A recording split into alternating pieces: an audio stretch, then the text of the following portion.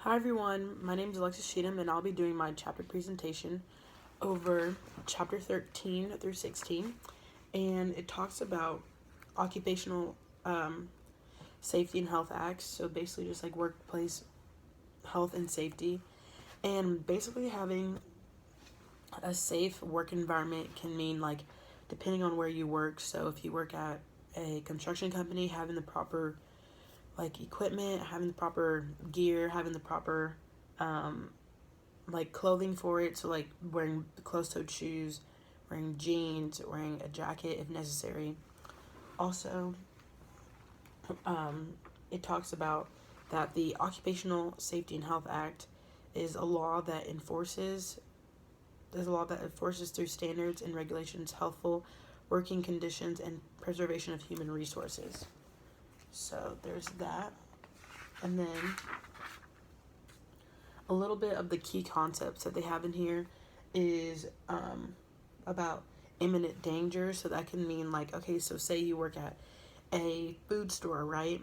And is like your hands are contaminated or you're sick. Like you potentially could be in imminent danger for the food processors or the people or the consumers who will eventually like buy that food that you're making, that you're touching.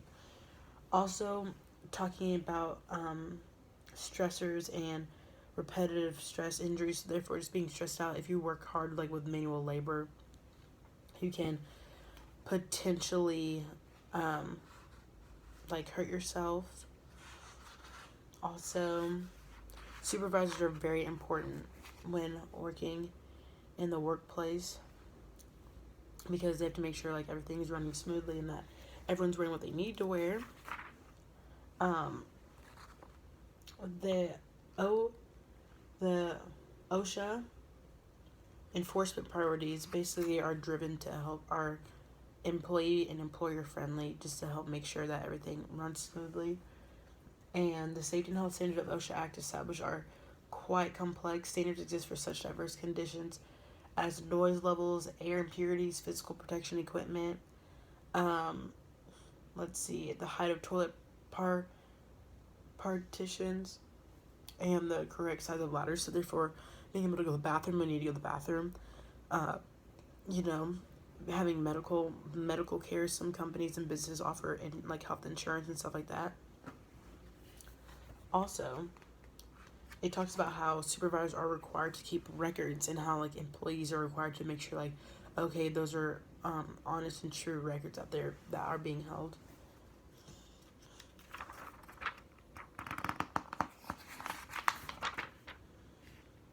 And so one of my favorite diagrams on here is the work environment thing. It says if a case results from a work accident or from exposure in the work environment. So therefore, say you work at a hospital and you slip and you break your leg, like that is a safety hazard. So if it causes death or illness or injury that involves medical treatment, loss of consciousness, restriction of work or motion, transfer to another job, basically the case must be recorded. If it does not result from a work accident, from exposure of the work environment, so therefore sprain you are playing in your backyard like with your kids and you just slip and fall and sprain your ankle, the case is not to be recorded because they cannot compensate for that because it happened outside of the job. Also, it talks about how originally the act was passed in 1970 and the penalty was $10,000 per occurrence per day. So therefore, like you'd be compensated $10,000 if something were to happen on you at work, depending on where you work at with the act. Also, it talks about does it work because some employees still feel like, okay, well, I'm still getting cut short, like I'm still like hurting, I'm still injured, things like that. And so it talks about determining if training is needed, identify training needs, identify goals and objectives, develop learning activities, conduct the training, assess and evaluate training program effectiveness, improve the program based on the assessment.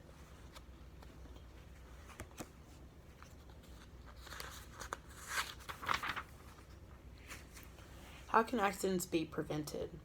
Well, also accidents can be prevented by like just making sure that you take accountability for like what you're doing. Like if you show up to work and you work at a construction site and wearing slides and a brick falls and hit your toe, like, okay, come on now. Like you kind of inflicted that on your own.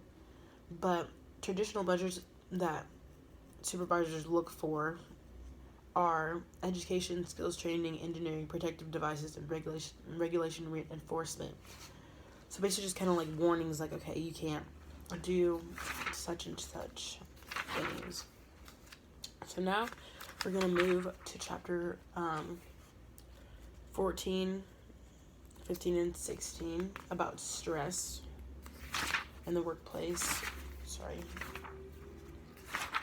So chapter 14 is more so about conflict, politics, discipline, and negotiation. So therefore how businesses, kind of like intermingle together. And basically it talks about status. So just treating others with respect, whether it's the president, the janitor, the manager, it's your first day on the job, you've been working here for 18 years, it doesn't matter, like you need to make sure you have respect for everyone and discipline in that category. So what is conflict? Conflict can be big or small. It can be with little kids having conflicts, like talking about not sharing a toy, or it could be with adults too. And a conflict is a process in which one party consciously interferes in the goal achievement efforts of another party. And conflicts can stop businesses from having an upward growth. And not all conflict is bad. Like there's sometimes business negotiation conflicts. Like sometimes conflict can be good because conflict leads to change and adaptation and survival. And then moving on here to chapter 15 about change management. So basically just being able to change and adapt on the hop. Like, you might have a new boss one tomorrow, so you need to be able to like change and respect them, and what they might want is different from what your older boss might want, or how the certain programs usually have wanted before. So making sure that that's good. And then chapter 16 talks about supervision in labor. So there's a difference. I believe that if you are a supervisor, that means you've had to put in some type of work or labor to get there. You don't just show up to the job and like, hey, I want to be a supervisor. You get to work your way up on the ladder scale of things. And supervisors have dilemmas, like you can't be liked by everybody. And they have to make sure that everything's in check and in shape for the main owner. And thank you, and that is my presentation.